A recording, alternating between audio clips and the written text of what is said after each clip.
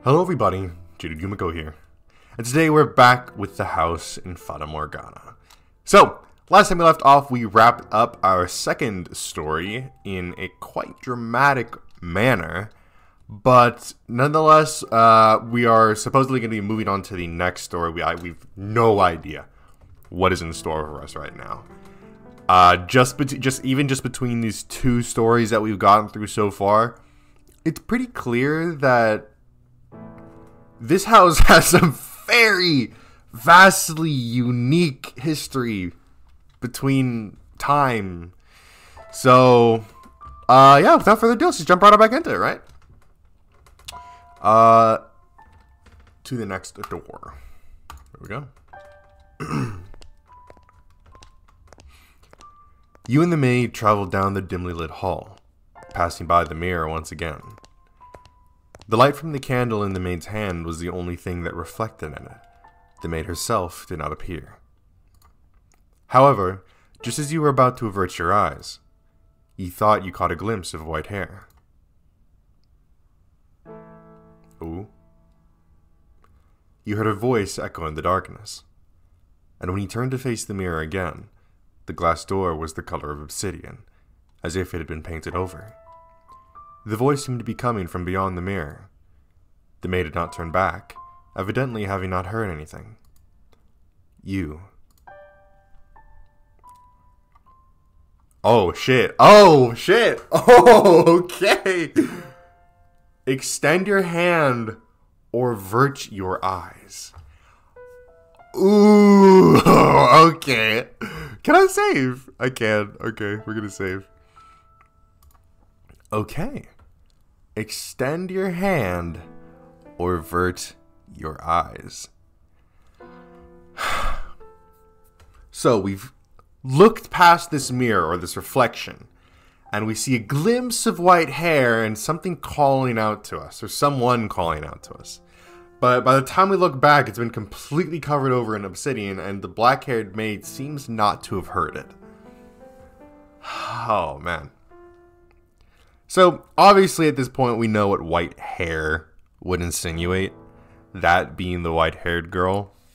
So, I think right now it might even be trying to kind of insinuate there might be some kind of battle, a back and forth pull between the white-haired maid and the white-haired girl and the black-haired maid, maybe? That's an assumption I could throw out there.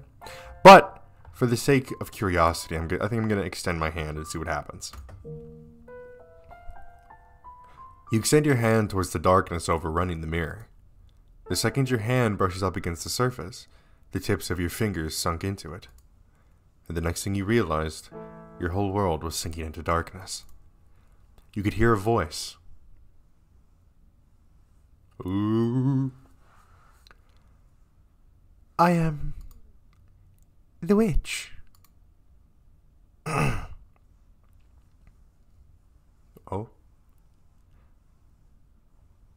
And we found ourselves in a story that was not meant to be. Giselle. It's getting foggy. Looks like it might rain. Maybe we should take a little break. You want to keep going? Oh, alright then. Ah, there it is. This deep in the forest. Thank you very much. You must be tired after such a long journey. This is the mansion I'm looking for, yes? He could have said something. Oh well. I should get going, I guess. There's no one live here. But if that's the case, then why was I... Such a big door. Please open. It's not locked, I guess.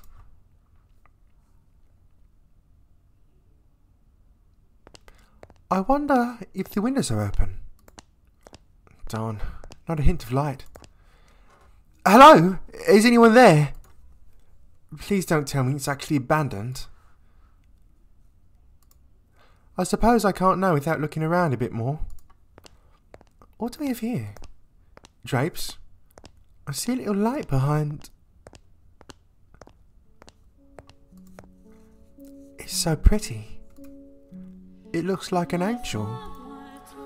Why would someone cover this up? It's beautiful. With a little more light, it'd be... Please do not touch the drapes. I'm assuming that's a guy. I have no idea. Or the windows. Or maybe it's the black-haired maid. Michael. Michelle. I'm sorry for coming in uninvited, but, I did announce myself. Is this, your mansion? It is. Thank goodness. I was afraid it was deserted. I suspect you would have preferred if the house were abandoned. No, not at all. I would be scared to death staying in this dark mansion all by myself. I'm sorry. No ill will intended. But I do think it could do with some light. By the way, you could see where you were walking. And I'm sure this room will look splendid illuminated. Not necessary. I make do perfectly well as things are. How can you see when it's so dark? I have an abundance of candles and oil for lamps. I am not in want of means of creating light. It is not your place to criticize my lifestyle. If you need light, you are free to leave. If you are in need of money, help yourself to some of the furniture. There's a village not far from here. Trade it for food, then make your way to a larger town. I'm no longer able to freely return to the city. I can't go back there. Please, don't chase me out. Jeez, this music is loud as fuck.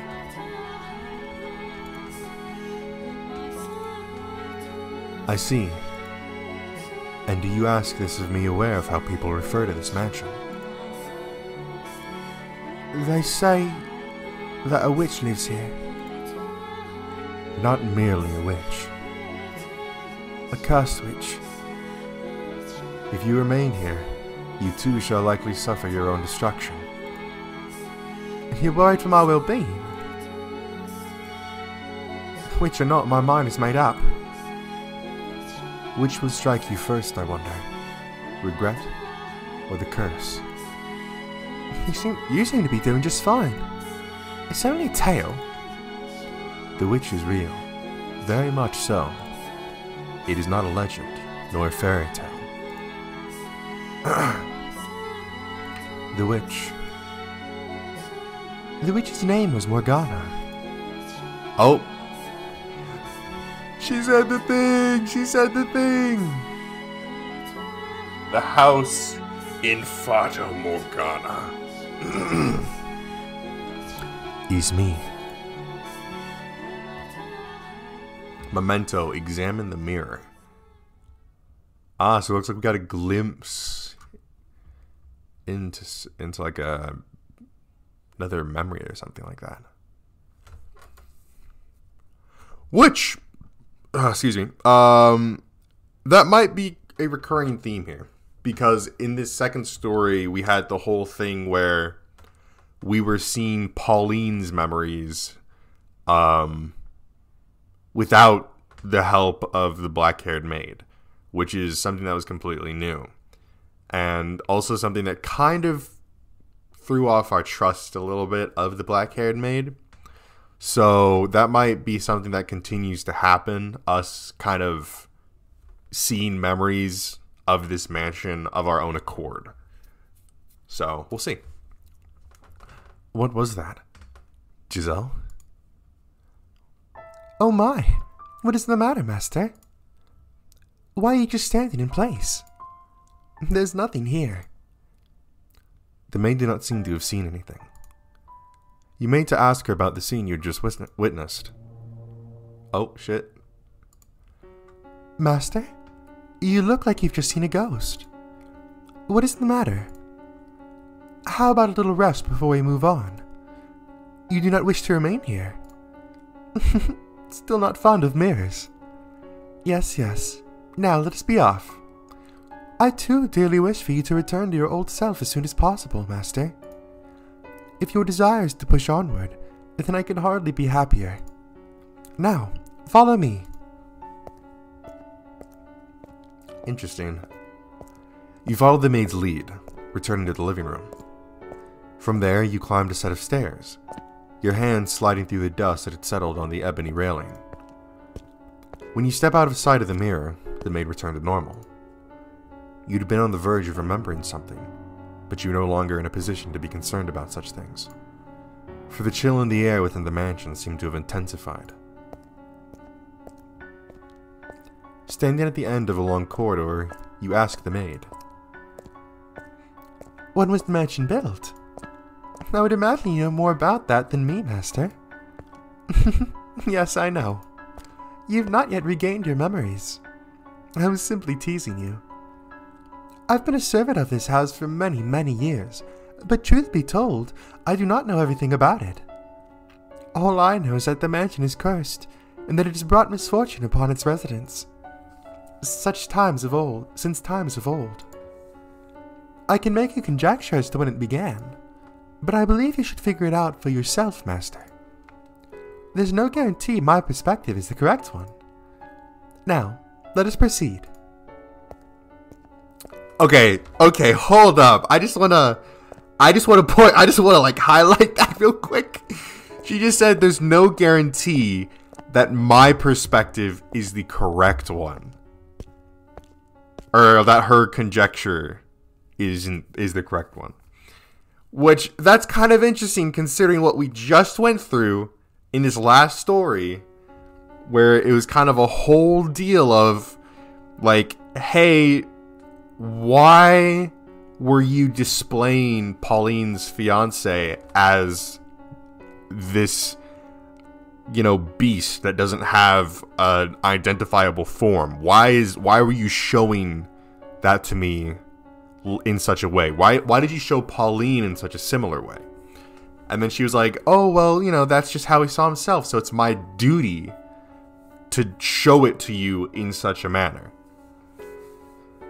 So basically she's more than a little bit biased in certain scenarios, which is kind of an interesting thing, because I guess my kind of first impressions of her was that she was more so for the mansion. She didn't really care about anything else besides, I guess, us per se, but it does seem that that's not actually the case, and that she does have some bias, which we saw in this previous story. You and the maid traveled down the dimly lit corridor. While the layout of the house was the same as in the airs of the flaxen-haired boy and the beast, the bleak, colorless gloom felt incredibly dreary. On the wall partway down the hall hung a painting. The painting, which depicted a beautiful landscape, was oddly entrancing. You did not have time to appreciate the work. Your hand in the maid's, you passed by the painting. Before long, a door came into sight at the end of the hall. This door is what I would like to show you next, Master. Listen closely. Do you hear the voices? Lively but rough, energetic but coarse. What lies beyond this door is neither a period of elegance and abundance like the first, nor one of ruin and savagery like the second. Technology and culture had become quite developed. Cameras and photography had been invented. It was a time of great progress and many breakthroughs. And for that reason, those who lived in it were constantly seeking to try new things. The tale I'm about to tell you is one of a man who wagered everything on his ambitions. I hope that what you see, Master, will stir something in your heart. Now, through the door we go. Please, do not let go of my hand. Okay, so it seems that we're getting more closer to, Victorian Industrial Revolution kind of era. The maid pushed open the door. Colorful balls bounced around atop a long, dark green table. One man, dressed in black and standing by the billiards table, turned toward the door. The room was inundated with eye-watering cigar smoke, causing you to squeeze your eyes shut. The third door. Alright. 1869. Alright, so I was right. We are in Victorian era. I think this is Victorian era. I don't know. Let's see. That era was a rat race of innovation and development. Ooh, okay. The smoke was so thick you could hardly see more than a few feet ahead of you. I could compare it to a dense morning fog, but that might have given the impression of beauty, and there was little of that to be found in this haze. Oh, is this the black-haired maid? I have no idea. Do you see the silhouettes of several men in the smoky room? The one in the middle. The ones oh yeah, it is. The one looking in your direction, Master, was the present master of the house. Jacopo! His name was Jacopo, and though he dressed himself in such fine attire, I sincerely doubt he understood how splendid the furnishings left in the mansion truly were. I am a faithful servant of this house, and I would not, for the life of me, dare speak ill of my master. However, this is a long time past. I imagine God would be so kind as to turn a blind eye to a little bit of honesty. I was not terribly fond of my master back then. He had wavy hair the color of over-dried tea leaves, a piercing gaze, an arrogant smile, and he wore a hat that made him look rather haughty. He put his trust only in money, renown, and rank. He loved only the iron and steel that revolutionized so many industries. He had not the slightest bit of love or care for other people. At the very least, that is what I believed at the time. Take a look around the room, Master. Jacopo had remodeled it into a recreation area. A billiards table sat in the center of the room, and the downward-facing lights hanging from the ceiling were special made. The lights shone upon the dark green stand like a stage. Cigars and bourbon lined glass cases installed in place of bookshelves. The cases were always fully stocked, their contents available to partake of readily. At this particular moment, as he had many times before, Jacopo had invited several friends and acquaintances, and they were entertaining themselves. His wealthy, high-ranking acquaintances had a variety of hair colors, from polished brass to the brown of a baby robin to the color of sunburned wheat. There was also much greater variation in skin tone compared to the visitors and residents of previous eras. But that was hardly any surprise, for the mansion sat upon land inhabited largely by immigrants, the New World.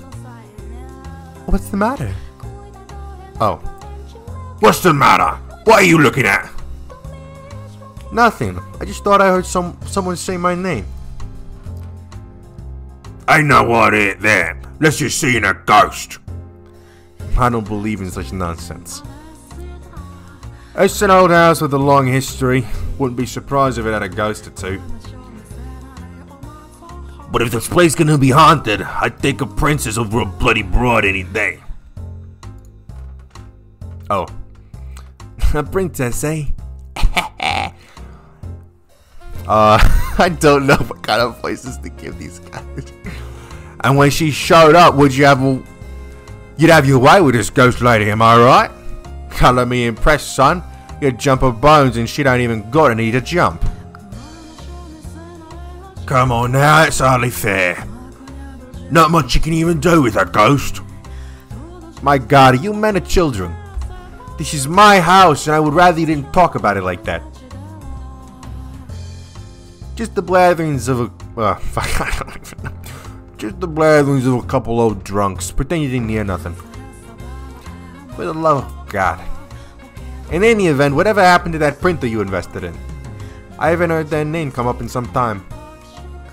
Can we please avoid that topic? It's been quite that ache for me.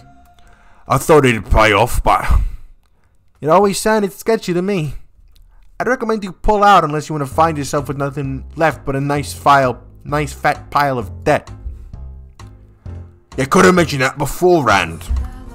This is killing me. The men's deep voices resonated in the cloudy room. As they imbibed alcohol and puffed their cigarettes, They conversed mostly about business and money. Jacopo and the rest of the men were a breed known as investors. You might also call them tacticians. They survived on information attained from before anyone else by making swift decisions and having foresight. Though instead of flesh and bone, their soldiers were made of ink and paper. To an outsider, this meeting might appear to be a congregation of friends, but in reality they were observing one another, gathering information and anything else that they could use to get ahead. At times, money and information were exchanged directly, and when they were no longer of financial value to each other, their relationship would pop like a bubble and dissipate into nothing. But you know, Jacopo, you can't be too sure this railroad you're so passionate about is gonna bear fruit neither. You don't even know if it'll get finished. And even if they do connect the tracks, will it really be any shape for people to ride? It's a pipe dream, this transcontinental railroad of yours. So we're in America. Okay. Has the mansion just teleported, or were we always here? Huh. Jacopo went silent, but I'm certain this is what was going through his head. You bunch of damn imbeciles, if you can't see that the entire country's put their weight behind this endeavor. This is why you have so much trouble making even a few thousand. At the time, a great railway was being built across the breadth of the continent. Construction was spearheaded by two large rail companies in competition for both prestige and a bigger share of this massive national enterprise. The Union Pacific Railroad Company started building from the east, and the Central Pacific Railroad Company from the west. But government bonds alone were not enough to finance the massive undertaking. By the way, there have been some less than pleasant reports about workers dying on the job from the company you chose, Central Pacific. You mean they're using explosives to blast through the mountains? Making quite a bang they are.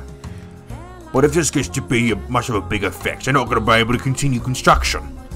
You should at least put your money in the more sure bet of the two, the Union Pacific. It'll cost you to hire replacement workers, and if they keep kicking the bucket, you're gonna have trouble funding more. My goodness. And here I thought you all had spines. You think you're gonna run out of workers just because if you ate it? Ha! There's so many we don't even know what to do with them all. There's not a chance they will dry up. And if by some chance it does, all we gotta do is scoop a ship full of blacks or yellows. You won't get it anywhere if you spend your time worrying about a few measly laborers. This is an endeavor backed by the entire nation, their dishonorable in service of their country. The biggest loss is not of people's lives, but of time. The longer a project takes, the more money it costs, and the less profit we make. What we seek is rapid progress, even if the methods to obtain it are messy, told deadly. The older man in the room chuckled uncomfortably at Jacopo's distasteful choice of words. Do you agree with his way of thinking, Master? Perhaps he does have a point, in that great sacrifice is necessary to accomplish great things. And it is true that tragedy often lies in the shadows of the splendor of times long past. Furthermore, the way people see the world changes with the times, so I hesitate to criticize him too severely. Now, as I'm sure you've already picked up on, he was an investor who had put money into a railroad company. He also possessed several crude oil refineries, riding on the world's second wave of industrial development. The mansion too bustled with life, in a way it never had before. Dozens of maids, including me, gardeners, chefs, sculptors, artists. At times we even had writers coming in and out of the house. There was rarely a moment of silence. However, I was not terribly fond of the hustle and bustle personally. But please do not get me wrong, I'm hardly opposed to the mansion being cheerful. It was just, how should I put it? The splendor of the time seemed superficial, heartless. It was as though everyone was being rushed along by some unknown invisible force. Part of it was, I expect, caused by the growing divide between those standing at the top and sitting at the bottom. Or perhaps the mansion was simply taken after its master. There's no time to waste. Everything is resting upon the success of this project. Whatever it takes, I will ensure it happens. I need more money and more power. Suddenly, a retained knock on the door stopped his train of thought. From beyond the door came a woman's voice, gentle as a soft spring breeze. "Pardon me, I've made some tea. May I offer anyone a cup?" And there she is. When the door opened, in it stood a beautiful woman with pure white hair. It was indeed her. Are you surprised? Or did you anticipate her appearance? Though she was not the same age and dressed differently, the white-haired girl, whom you saw fall in the hands of misfortune in the era of roses and the era of the beast, was also present in the era of innovation. Furthermore, she was Jacopo's wife. Tea? I don't recall asking for that. When were you asked to make it? I wasn't, but I had these leaves with the most wonderful aroma. I just thought you might enjoy it. Shut your trap and know your place. Do you have any idea what we have all these maids for? Hey now. No need to treat your lady like that. She was just trying to be courteous. These are my personal affairs. Please keep your comments to yourself. His friends were unsure how to react, but ultimately, nobody stepped up to stop Jacopo. They merely shrugged, tossing glances at one another. Jacopo stomped over to the white-haired girl. He then grabbed her by the arm and dragged her from the den. Uh-oh. Jacopo's a bit of a wife beater. What the hell do you think you're doing? I told you time and time again to stay away from that room unless absolutely necessary. I'm sorry, but, I made tea and... Shut up about the tea already. You think we're having tea parties in there like a bunch of pissy nobles? I'm sorry. If you really feel so bad, don't go in there in the first place. Get the hell back to your room. I meant no harm.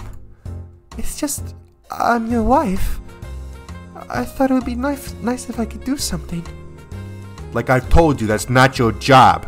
Don't show yourself in front of other men. I have nothing else to say to you. Got it? Now scram. Sakes alive. First them, now you. It's driving me up a wall. What is it? I told you to get out of here. Right, but, What? well, when will you spend time with me next? It has been some time since we last went out together. But we don't even have to go out. Just having dinner together would... How many times are you gonna make me repeat myself, you worthless tramp? Are those ears only for show? Go back to your goddamn room. My apologies. Looking utterly downtrodden, the white-haired girl made her departure. Such a piteous sight she was. As he watched her go, Jacopo merely snorted. Just thinking about the way he behaved then angers me. I have little fondness for men who do not treat their spouses... Oh wait, what'd he say? What'd she say? Backlog, here you go. I have little fondness for men who do not treat their spouses with respect. So, as you can see, the white-haired girl was in hardly a joyous situation. She was devoted to Jacopo and tried to do whatever she could for him, but he not only brushed her aside, he did so in an insulting, deliberately hurtful manner. They were far from picturesque partners. Do you wonder then, Master, why she married him? The answer to that question will come to light in time. For now, let us follow her.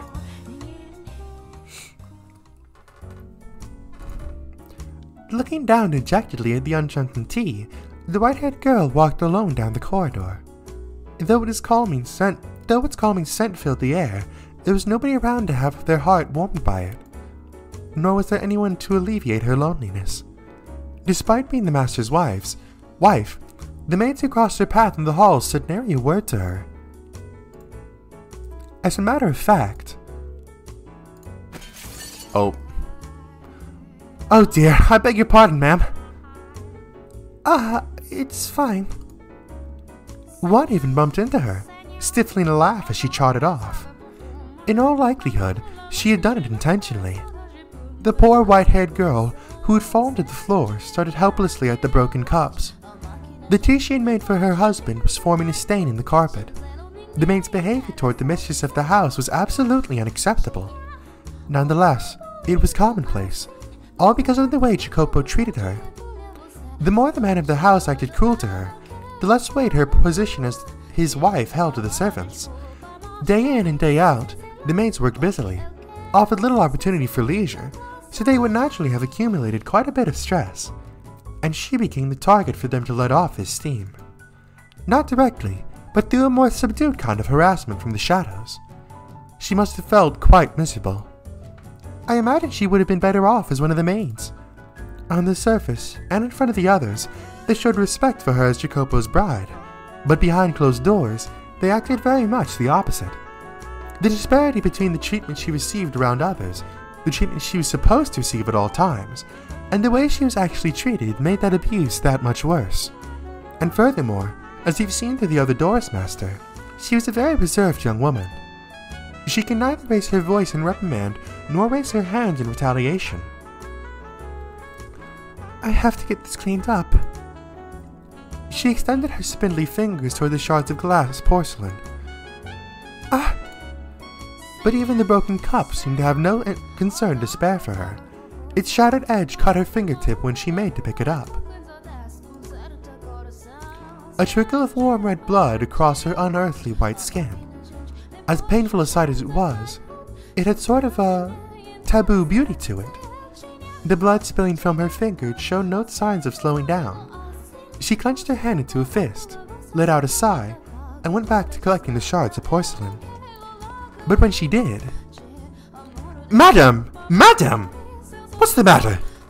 Ah, madam, you're bleeding! While all the other maids ignored her, one came running over, shouting to the white-haired guild's side. We need to get that cleaned up and bandaged up. Oh, you don't need to pick that up! That's not your job, madam! It's all right, Maria. There's not much to pick up. It is not at all right! And the rest of you, why are you just standing there? Your boss's wife is on her hands and knees and you're not even lifting a finger to help her. You disgust me. Maria, it's fine, really. Oh, madame, if you weren't so timid, this wouldn't happen. You're allowed to yell at them, you know. It's all right, really. It's my fault. Anyway, we should get that finger taken care of. Let's get you back to your room, Kay? But the broken cups and the spill. As I said, that's the maid's work. Now come on, let's go. Okay. And the rest of you, get this mess cleaned up. She roared like the wind in a thunderstorm. The other maids stood there dumbfounded, watching as she and the white-haired girl disappeared down the hall. But they were soon frowning and grumbling to one another. She thinks she can act all high and mighty just because the master's fond of her. The woman's name was Maria. She was one of the maids. And she was the one person in the mansion the white-haired girl could think of as an ally.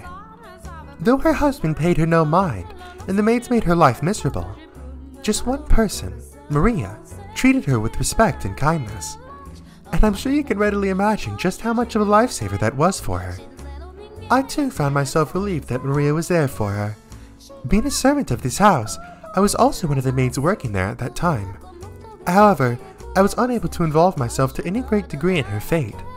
This meant that there was little I could do to assist her, even in times of pain and unpleasantness. The best I could do was pray that Maria would continue to lend the white-haired girl a hand. And that does it! Thank you, Maria. You're always such a big help. Oh no, no need to thank me. I just did what any good maid should do. No one else is in the room, you know. Oh, right. Then I can drop the act. Man, I just can't get used to talking all stiffy. I mean, they're doing my best, but the head maid's still spouting stuff like, your manner of speaking is improper for a servant. Every single time we meet. Yeesh, come on, just shove it, would ya? You're a damn creep. Now, you mustn't speak of her like that. Sorry, slip of the old tongue. She just kinda gives me the willies, you know. Speaking of, you should drop the stuffy talk too, madame. Kinda awkward if only one of us is acting casual, you know. This is normal for me. If I attempted to talk like you, I would freeze up out of nervousness. This is my casual. Fair enough. Guess that's what happens when you're raised well. I like it though. It has a very regal feel about it. I don't think my upbringing is the only factor. But you know, upbringing is important. Worth a whole lot more money than I'd say.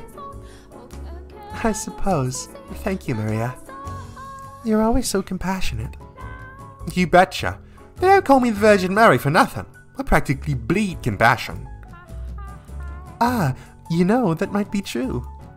You very well could be the reincarnation of the Mother of God. No. You're supposed to laugh at that. It's just embarrassing if you take it seriously. Alone in the white-haired girl's room, Maria was acting much more friendly and relaxed as they conversed, as opposed to her no-nonsense attitude in the hallway. The two women were, as you can see, quite close. They'd crossed over the wall separating master from servant and built a bond of friendship. And at some point, they'd begin to speak frankly with one another when no one else was around. Maria was the only person in the mansion around whom the white-haired girl felt comfortable being open. I imagine she very much enjoyed these moments of conversation. You wish to know who the head maid was? My. Are you sure you wanted to ask me that, Master? Some questions you better left unasked, for your own good. I'm gonna take a wild guess and say the head maid was our girl, the black-haired maid. Just throwing that out there. I have to say, madam, you have the prettiest fingers. Mine are all rough and dry and nasty. You think so? Mine haven't the slightest bit of muscle. They're about as frail as dead branches. Oh, who needs beefy mitts anyway? I think that healthy-looking hands like yours are far more attractive. What? What's to like about these things? Women all over the world dream of having hands like yours. Slender, feminine, and perfectly cared for. I don't know, just looking at them lights fire in my loins. Makes me want to lick every last one of them. Actually, say, can I lick them? Can I run my tongue up and down all 10 of those sweet little digits? Come on, can I? What'd you say? Stop that, Maria. Seriously. I'm kidding. Oh, Maria. Right. How did those tea leaves turn out, madam? The ones you imported? Oh, the maids just adore it. They can't get enough of that aroma. I'd sure like to get a taste of it. If you, end up with extra, you think you could spare a sip for me? That was, what was in the cups I dropped. What? Really? Well, ain't that a crying shame? And Jacopo wouldn't have any of it. God, why does that man have such a stick up his arse? And you went through all that trouble in making it for him, and... He was busy. It's not his fault. Busy? You mean playing billiards, drinking bourbon, and puffing a damn cigar? It may look to us like they're just making small talk, but I'm certain their meaning has more importance to their business. It was impudent of me to try to step into the men's world. That's just not right. I mean, you're his wife. Why shouldn't you be allowed into the room? It doesn't bother me. You don't have to pretend. Here's an idea. How about we have some of that tea now? We also have some orange marmalade, which you like so much. Add a scoop of that and a tray of cookies and we have the perfect tea time. You're singing the siren song, madam. But you really should be doing that with him. He would not have the tea. I suspect he does not like it. I don't want to waste it, so... Madame, I know it's none of my business, and I have no place at all saying this, but it's not impossible for a woman to file a divorce these days. You don't have to sit down and take it, not one bit. You're pretty, well-educated, and still young. There's hope even if you do leave him. There are plenty of other men out there. You aren't obligated to stick with that arrogant jerk. He's just very busy right now. There you go again. There was a time when he was kind. Eh? He wasn't like this when we first met. Back then, he was a little awkward, but a kind man. Him? A kind man? Yes, believe it or not. There was indeed a time. Say, Maria, would you mind giving me a little bit more of your time? I'll make some tea and we can talk. Alright. If you're telling me about when Jacopo was decent, I'm all ears.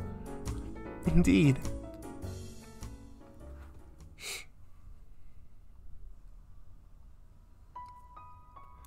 As I'm sure you're aware, our parents arranged our marriage. Before I immigrated to this country to be married, I lived in a misty island nation. Portraits of my ancestors hung in the house where I lived. I remember as a child wincing in fear at the sight of them staring down at me. My mother and father were constantly telling me to show them respect, as it was their hard work that kept our bloodline alive and well. However, they were fighting an uphill battle to do the same. It would have been clear to anyone reasonably perceptive that our house was coming tumbling down. Valuable furniture and paintings slowly disappeared, and eventually the portraits were gone too. As our house collapsed, so too did my parents' health deteriorate, robbing us of any source of income. And though I was educated, I still lacked the necessary skills to work. Just as we were about to run out of money and options, my parents received Jacopo's parents' marriage proposition. Both of our families stood to benefit from the arrangement. I had social status and he had wealth. We each had what the other lacked. One needs more than money to make it in the world. Without at least a semi-reputable name attached to you, you're liable to get laughed out at most social gatherings. I first met Jacopo here in this country. We didn't even know what each other looked like until our wedding day. To be quite honest, I was scared to death at first. I was so nervous. What kind of man would he be? And was I to wed some middle-aged stranger? We were not married because we'd fallen in love like a normal couple. I knew I was in no position to be concerned with such things. But when I thought about our future, I shook in fear. But the man I saw through my veil at the wedding was remarkable. He was young, had strong masculine eyes, and at the same time he too appeared nervous. He was shaking as much, no, even more than me. Seeing that, the priest gave him an impish little smirk when he asked Jacopo if he vowed his eternal love to me. I counted myself among the happy, and I still do. For in that moment, I experienced true love. You wanted to hear about when he was kind to me. Well, after the wedding, we were given a week to ourselves. I suppose you could call it a honeymoon, though we didn't take a trip overseas, or even go very far at all. He looked at me with uncertainty and asked,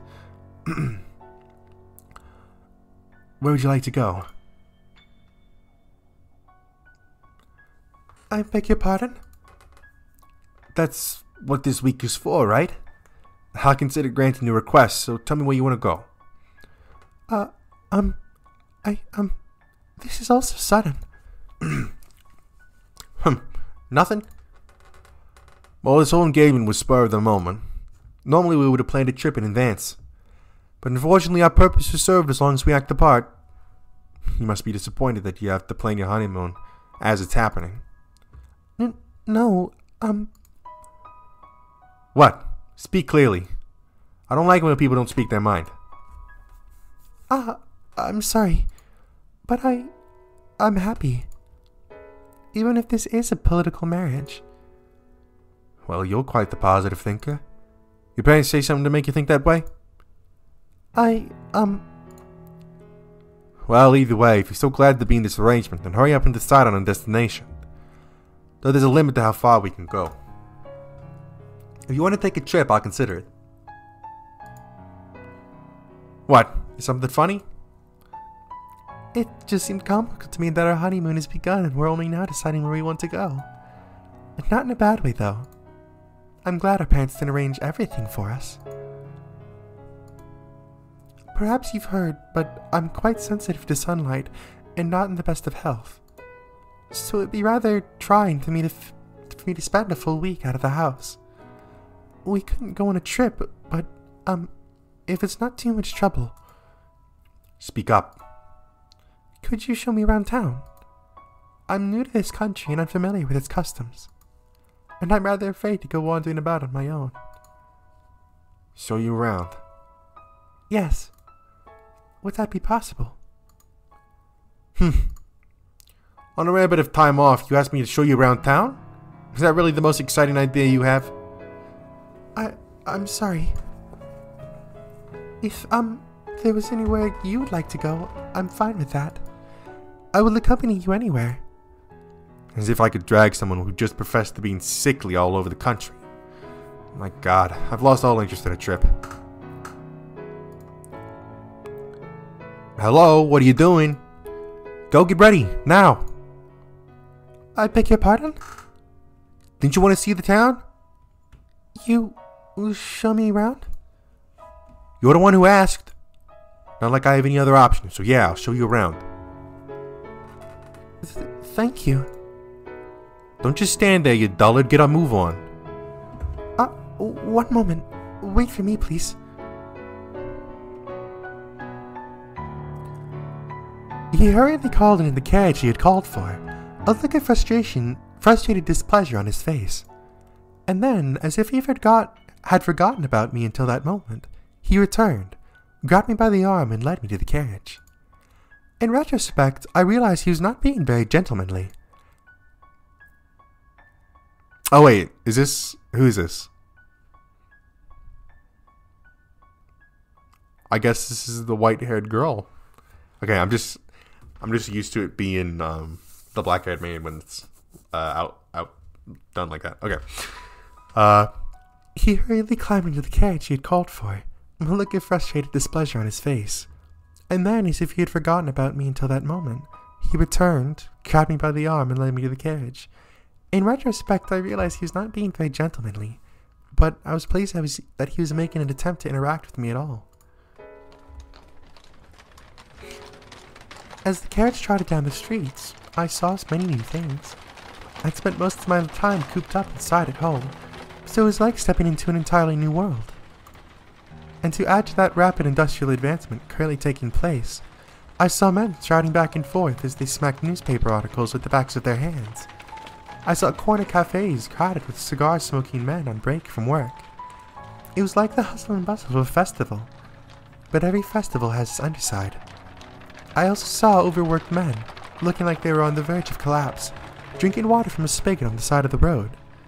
By way of contrast, I wore fine clothing and had a carriage at my disposal. I imagine every day was a struggle for them just to remain afloat.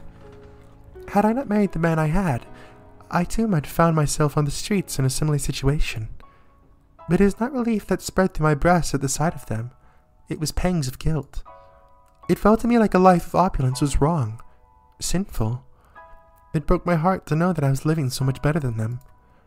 Jacopo snorted disapprovingly at me, seemingly reading my mind, and then said, "The poor man who envies the rich covets his wealth, and finds the ambition to make the same for himself, and the rich man who pities the poor, thinking it his duty to give them offerings of philanthropy. To me, the latter is far more nefarious. Excessive charity will ruin a man, make him come to expect handouts. And then there are those with the wrong idea of pity, who let themselves fall down to the same place, mistakenly believing it'll somehow make the poor feel better. What a joke. If you're going to do anything for them, you might as well encourage them to climb upward. Spur on economic growth and the flow of capital. Doesn't that sound like the better option?" I say nothing, simply smiling and giving an ambiguous nod. He had a point.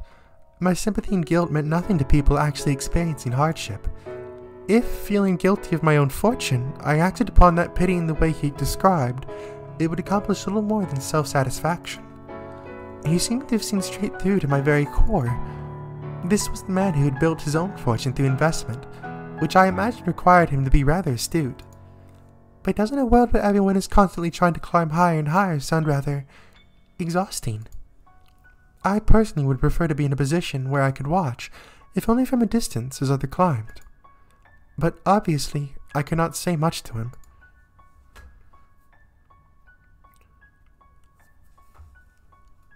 Ooh, kind of an awkward place to stop, but I'm gonna stop right there. It just kind of seems like this might drag on a little bit, and my voice is slowly fading. Okay, so yeah, we're just gonna stop it right there. Return to the entrance. Can I not do that? Maybe I have to do it. There we go. Okay. So again, sorry, kind of a little bit of an awkward place to stop, but I don't want to keep trying to push myself, because next thing you know, every character is gonna be sounding the same. I'm gonna be like dying over here, trying to clear my throat every 5 seconds. So, but okay. So, Industrial Revolution kind of era. We're very blatantly in America now, which I guess would confirm that it was in America the whole time, which wouldn't necessarily be a stretch, honestly. Yeah, it wouldn't be a stretch at all. And then considering that you're looking out on the ocean, because that's what they mentioned, like it was on a cliff by the ocean. And then on top of all that, you had supposed trade between Japan and this country.